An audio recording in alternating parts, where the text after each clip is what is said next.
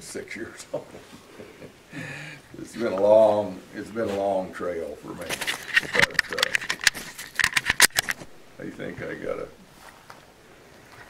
I would say, brag on John and I think he and I got a better handle on the truth around here than 99% of the Cochise County residents. And they ain't nobody in Middle America has no clue what's going on. And they don't want to know the That's truth. the part though, when they do know, they actually get concerned. I was probably 6 months ago, I was a guest on a radio show back in Wisconsin, and I was just talking about what it's like living on the border, and they were freaking out. They don't even know, they can't even conceive of it. I can't imagine what they would do if they had to know the truth. I mean, I only know a little bit. That's one of the things, and I don't want to, I mean, John's the one that ought to be talking more than me. Go ahead. One of the things that has enamored me to John, we're in the same business, but I have had to live through the same kind of things, and he's been dealing with it, and how he sits here and what goes on his place. Most Americans would be killing people, and it is so. That's why I continue to support him, is I just really admire him, and I am admittedly pretty hot-tempered, and I don't know how he has managed to stay here without killing people. And the thing is, you get so frustrated because the media as a whole lies. They will not report the truth, and the people in Washington, D.C. are 10 times worse. They absolutely lie through their teeth, and they will not say the truth about what's going on there. And so that's why I'm here to support him, because I know what he's going, and I'm going through the same thing. And we have a lot of influential friends here locally that support us. I mean, we're not the only ones that will say this, but that's my whole deal. That's why I talk, is people they do not know the truth about what's going on. What would be the most important thing for them to know? What is it? I decided when I come down here today, I don't want to deal in opinions. I've been on TV, I've been on national TV, I mean, I've done this a lot. And you're better off if you stay away from opinion. Just present the facts, and you form your own darn opinion. I don't care what you think, and I have no control over it. Right. But the fact is, the first thing is the powers that be in Washington, D.C., including our congressman, whatever, the attorney general, and on up to the president and the director of the Department of Homeland Security, they are telling people that the border is safe and secure. And now it all boils down to that one equation. The border is absolutely wide open. If you're in Mexico, if you're down here in Naco, Sonora, and you have a sack full of cash, and you have the right connections, you can be in any city in America within 48 hours, and you're guaranteed to not get caught. Guaranteed. You will not get caught. Now, where you go with that in your mind is up to you. But they're saying since 9/11, it's all, well, you know, we gotta keep the terrorists out or whatever. I'll guarantee you, and I'm not saying we're gonna be attacked by an Islamic extremist who walked across John's ranch or my ranch with a suitcase nuke. I don't know. But I do know, if you're in Mexico and you want to be over here and you have money. Now, if you're a Guatemalan that has walked up here and you're wanting to go to Phoenix and flip burgers or change sheets in a motel room, that's a totally different story. But if you're on the border and you have money, you can come over here and you will not get caught. Am I telling the truth? That's exactly right.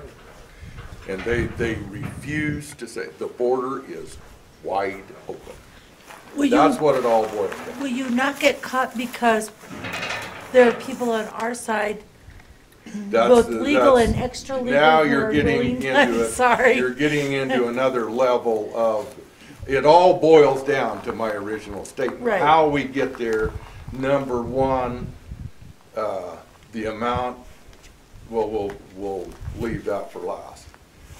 Another thing that I didn't understand when I came here, but in this border area, these border towns like Naco, Nogales, Douglas, I have interviewed, I've written some articles, I mean, I really tried to understand what's going on here. And you go into Douglas and you start interviewing business people or people that are in the know. And by and large, everyone agrees that somewhere between 30 and 70% of the people that live in this area, and most people say it's 40, 50, 60%, are in an illegal trade.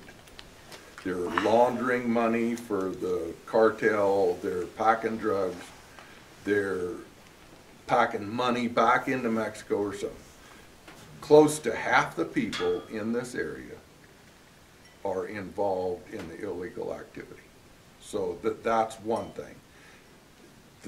Another thing, the Mexican outlaws have an intelligence network that far surpasses anything the CIA or the FBI or anybody has.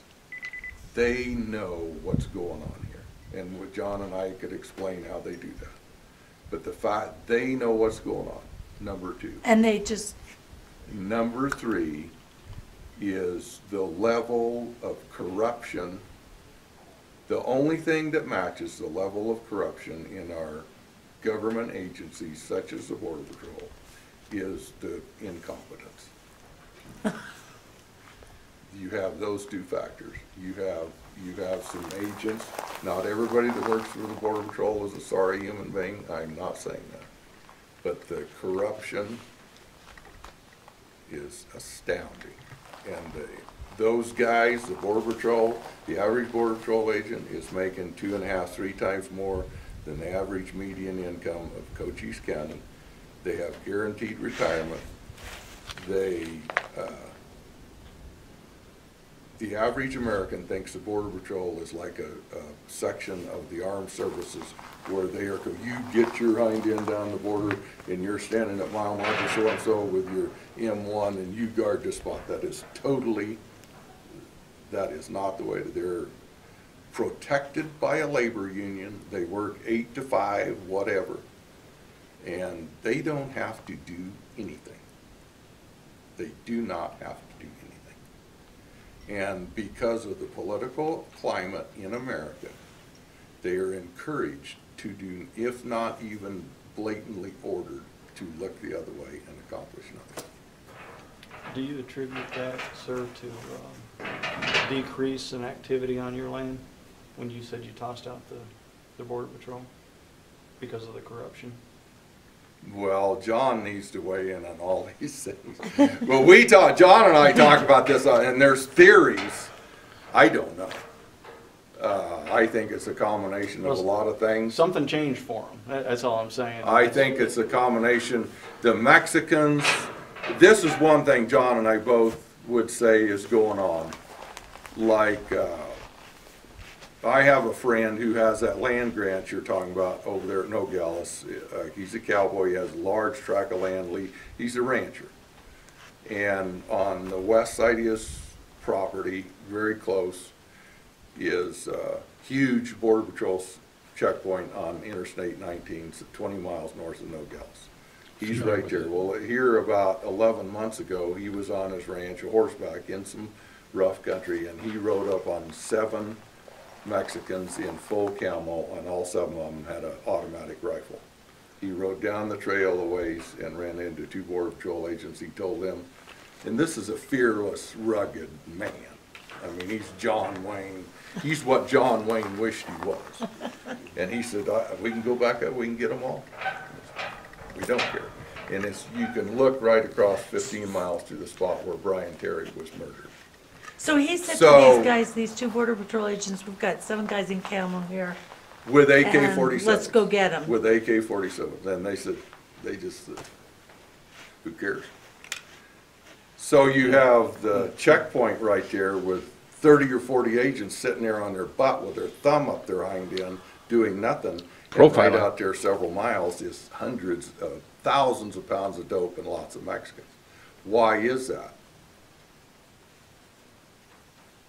I think it's the Mexicans, they know the Border Patrol's right there. Right. They just kind of slip through there. Another theory. Well, is as long as they have them concentrated there and know that they're not gonna go anywhere else. they know the Border Patrol doesn't care. Another theory is the Mexicans use the Border Patrol. The footback traffic keeps the Border Patrol busy, and while they're busy running down these guys with a few ounces of dope or even 50 pounds, they got a Mercedes going up the highway with $1 million worth of cocaine in it. So, you talk. What, I'll talk. can I ask real quick? Why did you decide to put locks on the gates? Because they were, The gates on my property is just like the gates on John's property. It's all on deeded land. We can control the access if we want to. We were letting the Border Patrol on there as a privilege, and the law states that you cannot deny them access up to 25 miles north of the border. So they had their own lock on there, and I knew the combination to their lock, and everybody was happy. So I just drove down the highway, and I left. The power company has a lock, I got a lock, the gas company's got a, you know, there's several locks, the Forest Service got a lock. I just went down through there and took the Border Patrol's locks away and told them to go jump on the lake. because they were doing so much damage to the land? Yes.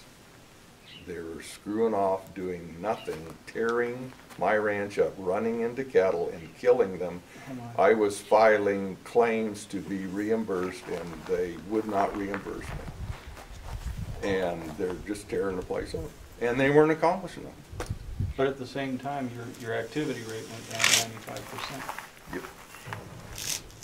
Yep. Just the facts. There, yeah. You talk for a while. I don't know where to, you said it all.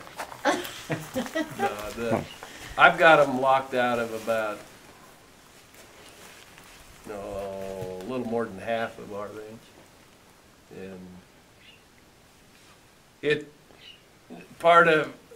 I locked them out of a quarter of it 6 years ago because they constantly leaving gates open and cost me a lot of money. I had a bunch of calves consigned to an auction and communicated, said, man, you when you're in there, you make sure those gates are shut. And they left them wide open, and it cost me a lot of money. And I locked them out. And then over the years, you try and talk, and I deal with them more than Ed does. And the difference is I'm on the border. Yeah. Ed's 25 miles from the border. So, but we're both south of I-10. That's the whole secret right there. And so, but my opinion from the Border Patrol is, number one, it's convenient. Number two, the Mexicans government and our American government are coordinating the people coming in. And the Border Patrol, I've had two guys that were pretty high up, Border Patrol, they're both retired now. And they said Border Patrol's main mission was to control the influx of Mexican citizens so as not to hamper the activities in the city. They wanted to meter the people in to let them assimilate and then get jobs and go, and then, so the corruption is, okay, we're gonna catch so many today, and if there's 200 more coming, we're not gonna do it today. And that's been going on. I got elected to be the Border Patrol liaison, and 23 years ago, because we didn't allow Border Patrol on the ranch, period. And that, they had 6 agents here. And I've never thought much of the Border Patrol, and I think less of them now. But we were having so much trouble that my dad and I decided that, you know, we'd let them come in and start catching them. And, you know, 10,000 gallons of water every day, we'd lose it. Gates, fences, cows. I had 8 cows hit by Border Patrol. We got paid for one. I don't know how many water troughs. I don't know how many gates like this. And they won't reimburse you. How do they destroy them? They just, Run through, back over, reckless, don't care. They're just like a junior in high school with a hot rod car and an extreme high dose of testosterone. They got a $50,000 pickup full of government gas.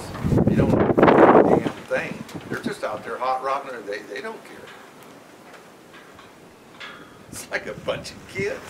And that's it. And, well, and then the other, and I think I probably have, I don't have any real close friends at the Border Patrol, but I have some decent friends.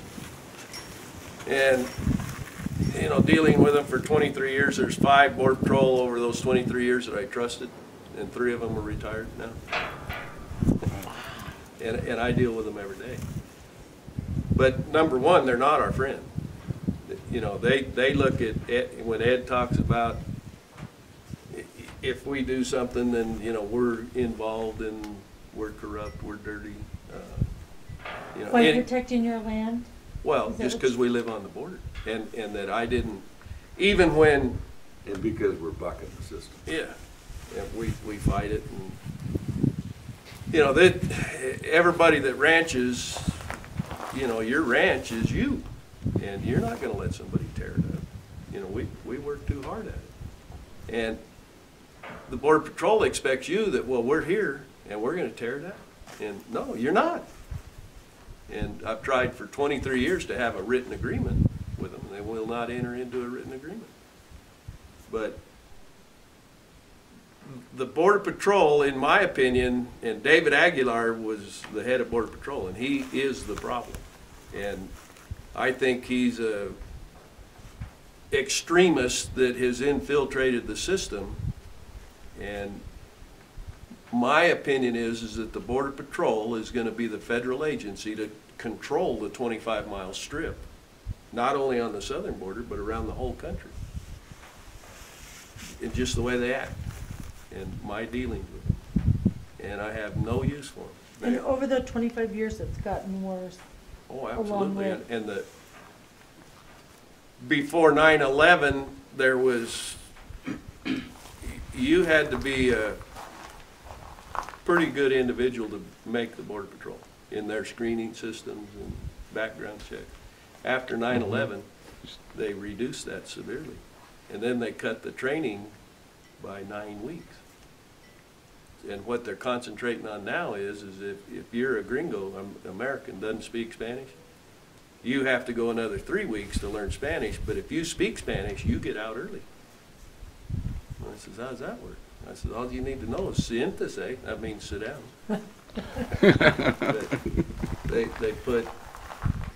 They put all the emphasis on the federal law and speaking Spanish.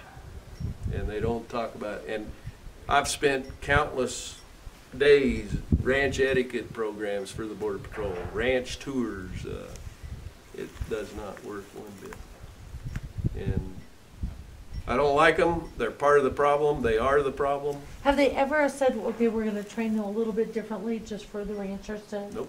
learn how to be around the Well, that was livestock that and ranch etiquette the- class. Yeah. There were 3 ranchers that we got together, you know, and I've been involved with, from day one, with stakeholder groups and citizen advisory and all that. And it's a dog and pony show. Oh, wow, we're so glad you're here, and this is, nah, this isn't my lifestyle, and you're out of your element. You came from Buffalo, New York, you have no clue what we're doing. And if you don't want to listen to us, I don't want to deal with you anymore. But they've never, ever wanted to train their agents how to act on their ranches. And 80% of their area is on ranches. Do you think that's intentional? That's absolutely intentional. And that we have to have access. For what? I've got a steel wall, the whole ranch. I've got 4 cameras, permanent cameras. I've got a radar unit right above where we parked up there. I got 300 ground sensors. They're yours. No, that's Oh. Border Patrol. I said, it's on my ranch. There's $40 million worth of government infrastructure on this ranch. And nothing's changed from 23 years ago. Wow. And, you know, well, we'll go to the border, but we've had 46 trucks full of dope in the last 25 months, cut the wall down, drive in, and they've caught 1. Does that tell you? And there's been 6 drive-throughs right in front of a permanent camera. And that was where the last one a week ago today was. Would you care if I told them how they caught this last one? Go ahead. I couldn't. The Mexicans laid rocks in a gully so they could drive their truck across it. And they hit it too hard and the airbag exploded where they couldn't drive it anymore. They passed under an 85-foot tower with $1 million camera that the Border Patrol can read a license plate from 3 miles away. And after the fact, we find out that the camera has been inoperable, broke down for a week. The Mexicans knew it. They didn't catch nobody. The darn airbag blew up in the Mexican's face, and he had to abandon ship. And we caught the guy. And they didn't catch any of them. They got 1,700 pounds of dope, but the Mexicans all got away. That's right. Do you think it's an accident that the Mexicans drive trucks underneath a camera, Camera $1 million camera that's not working? Is that just a coincidence? I don't think so. It's intentional. And the people coming, they're every one of them is outlawed now. The people coming to better their lives, they're already here. The people now is bad guys. All bad guys. Yeah. And they're going back and forth. And how often do you see them? How close do they come to you? Well, yesterday about 5 o'clock right down here. Right on I'll top tell of you, when you guys pulled up, for the last 2 months, I haven't called Border Patrol on groups. And I usually, for 23 years, and I've caught more Mexicans than any Border Patrol up there, or called them in. But they cause so much disruption when they come in because they're so inept. And I do like the Horse Patrol, but I can't get them here constantly, consistently. Well, anyway, I driving down to go feed some cows last night, and this wetback comes out from under one of the bridges. The railroad goes through, it's abandoned, but anyway, it took me about 5 minutes to decide whether to call the station and tell them. And you know, there's another permanent camera right here. The radar's right there. There's another permanent camera right over here. So I'm thinking, well, how, do you know about the guy below the bridge? I don't know.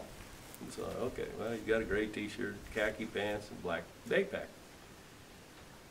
And so I went on up, and about 20 minutes later had an agent call that I know a lot of the agents, and he's not a bad guy.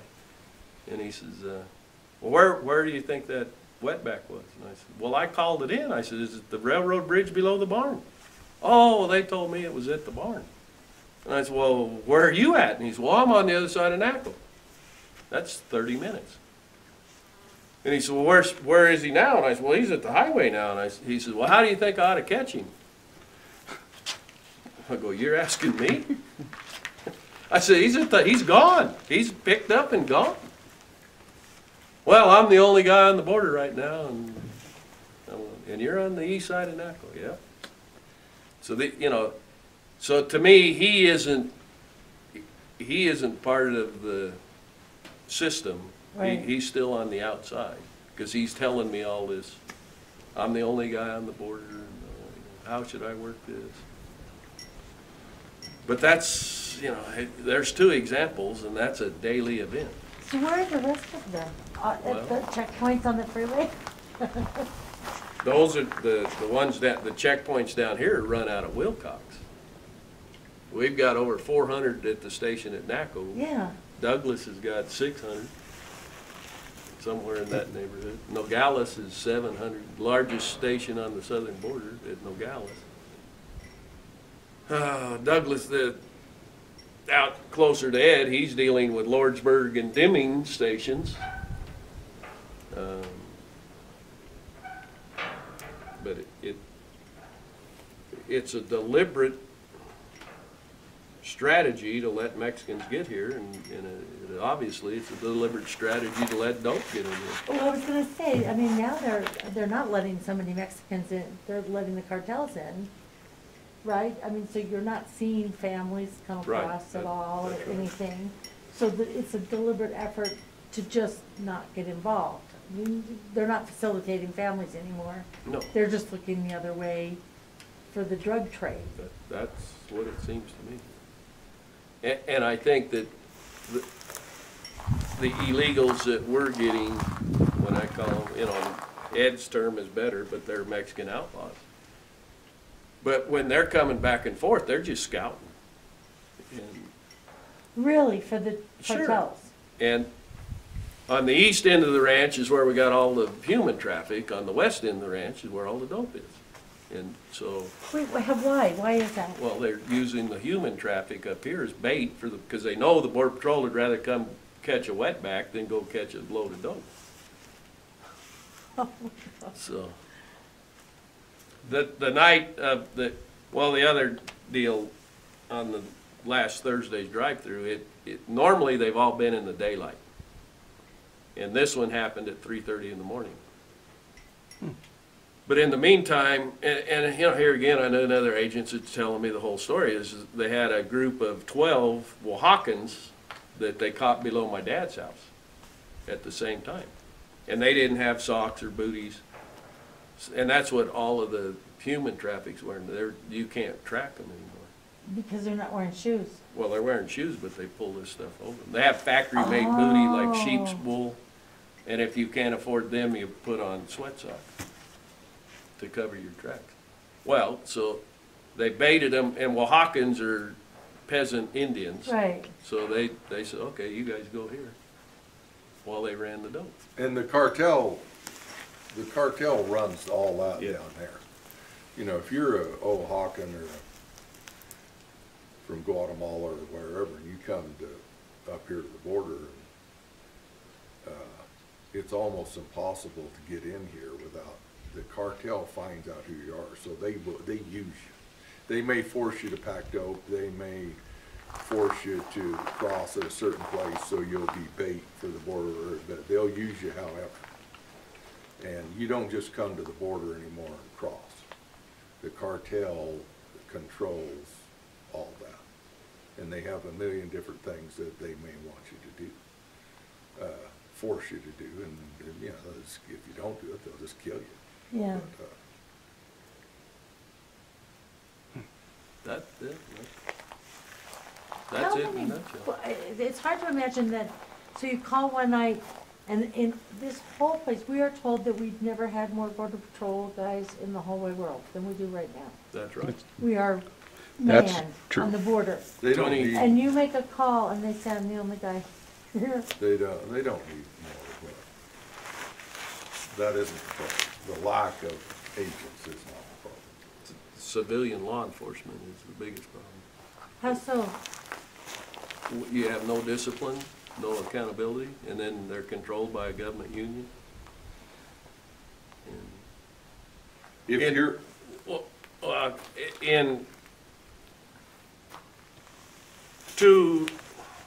when Brian Terry was killed and when Nick Ivey was killed, and we had Aguilar made one statement, and the highest ranking Border Patrol west of Washington's in Tucson right now, but they both made the statement that the most important thing for the Border Patrol is for the agents to go home to their family every night. And while I've been accused of being cold-blooded and pretty radical, I said, if you don't think that that's important, you're not very smart. But you're making $85,000 a year base pay, you're a federal officer with a gun and a badge, and your duty is to protect the border. I think that you have some risk in there, and You might not go home to your family if you're gonna do your job, But that's not the way it is. but that, they absolutely will not do. And they've actually pulled back up off the border, correct? Yeah. The Border Patrol is not on the border. Border Patrol is at my house, 25. That, when I go from Douglas to Ed's, I see more Border Patrol than I see anywhere down here. The On year the highway. Rob got killed and the 12 months after Rob was killed, I went to the border south of my house, which is east of Douglas, at what, got some people named Glenn, Warner Glenn, very famous rancher, very good guy, very good man. John's friends with him. I was down there 4 times, 3 times with congressmen, one time 3 congressmen from back east, and one time with an author. And well, I was there 5 times, another time with a Tea Party group from North Carolina who made a documentary.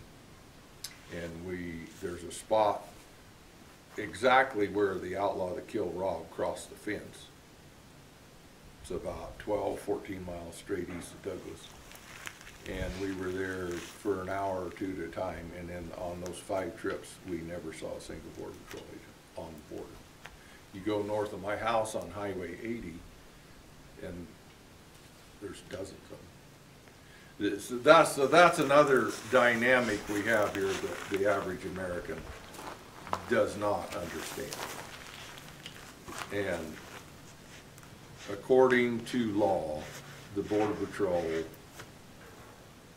cannot be denied access up to 25 more miles north of the border. Okay. I will not let them on in any kind of motorized vehicle or a horse, but they can walk, they can crawl through the fence and walk anywhere they want to. I don't care. I just won't let them come on my place and tear stuff up with their vehicles. David Aguilar, who was the head agent under Napolitano, he made a public statement in a speech, it was very well documented, that he went up to 100 miles in a statement, didn't he? Well, yeah. Or 50. Well, it He started said the out- border, that basically, this isn't word for word, but very close. He said the border is not a line. The border is an area 25 to 50 miles north of the border, a strip, an undefined area, and you cannot say that the border is a line. Yeah. That's the government's, Yeah. that's the government's mentality. Okay, fine and dandy, but what that has done, and that's what really hurts people like John and I, and people like the Glenns, Fred Davis, Ruth Evelyn Cowan, Gary Thrasher. I mean, there's hundreds of us cowboys that will all say basically the same thing. We may disagree on some points, but we all agree that this area, this undefined place that Aguilar has announced there's no line, it has created almost a third world country. That's right. It's not part of a regular America anymore. So John or me and all our cowboy rancher friends, we don't really live in America. Really. Yeah, But the border is down here, but we're not really Americans anymore because we live in this place that Obama and Napolitano and Aguilar has defined as an undefinable gray area, and we need all that area to do whatever they do.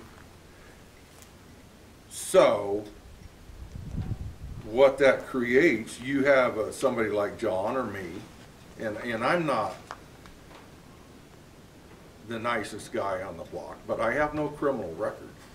I've never been arrested. I don't even have a DUI on my record. John has no criminal record. We pay our taxes. I have never failed to pay my income tax. I've never been a draft dodger. And I have never been on any kind of government assistance. I have never had a food stamp. I wouldn't even know how to go about getting a welfare check. Okay, so I'm kind of a, what you would call a straight shooter. You're unusual. I'm unusual. So I live in this area. Well, 50% of the people that live there are outlaws. And another 30% of them are downright stupid.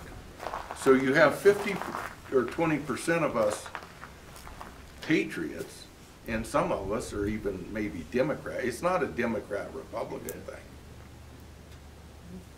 But we all of a sudden wake up and realize we're the enemy.